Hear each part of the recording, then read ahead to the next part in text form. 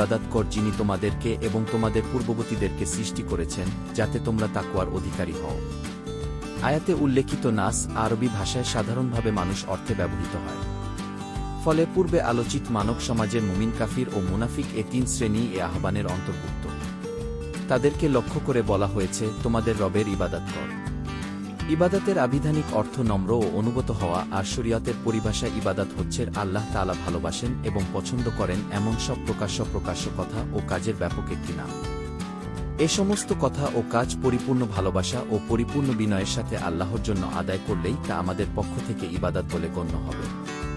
সুতরাং আল্লাহ এবং তার রাসূল সাল্লাল্লাহু আলাইহি ওয়াসাল্লাম যে সমস্ত বিষয়ের ব্যাপারে আমাদেরকে জানিয়েছেন যে আল্লাহ তাআলা সেসব কাজ বা কথা ভালোবাসেন, তার বাইরে কোনো কিছুর মাধ্যমে আমরা তার ইবাদত করতে পারব না। ইবাদতের ভিত্তি তিনটি রুকনের উপর স্থাপিত। ১. আল্লাহ তাআলার জন্য পরিপূর্ণ ভালোবাসা পোষণ করা। যেমন মহান আল্লাহ বলেন কি, আর যারা ঈমান এনেছে তারা আল্লাহকে সর্বাধিক ভালোবাসে। সূরা আল বাকারাহ ১৬৫-২। পরিপূর্ণ আশা পোষণ করা। যেমন মহান আল্লাহ বলেন কে এবং তারা তার দয়া প্রত্যাশা করে কি। সূরা আল ইসরা ৫-৭-৩। আল্লাহকে পরিপূর্ণভাবে ভয় করা। যেমন মহান আল্লাহ বলেন কে এবং তারা তার শাস্তিকে ভয় করে কি। সূরা আল ইসরা ৫-৭।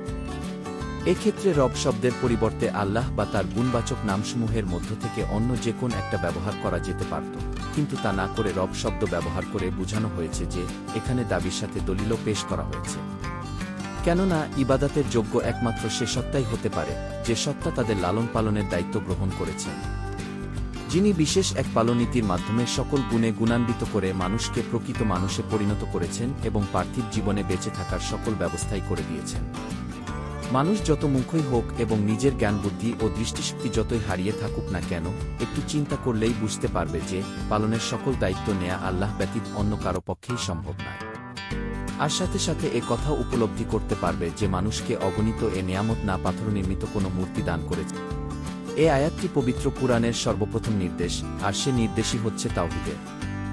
ইসলামের মৌলিক আকীদা তাওহীদ বিশ্বাস, যা মানুষকে প্রকৃত অর্থে মানুষরূপে গঠন করার একমাত্র উপায়।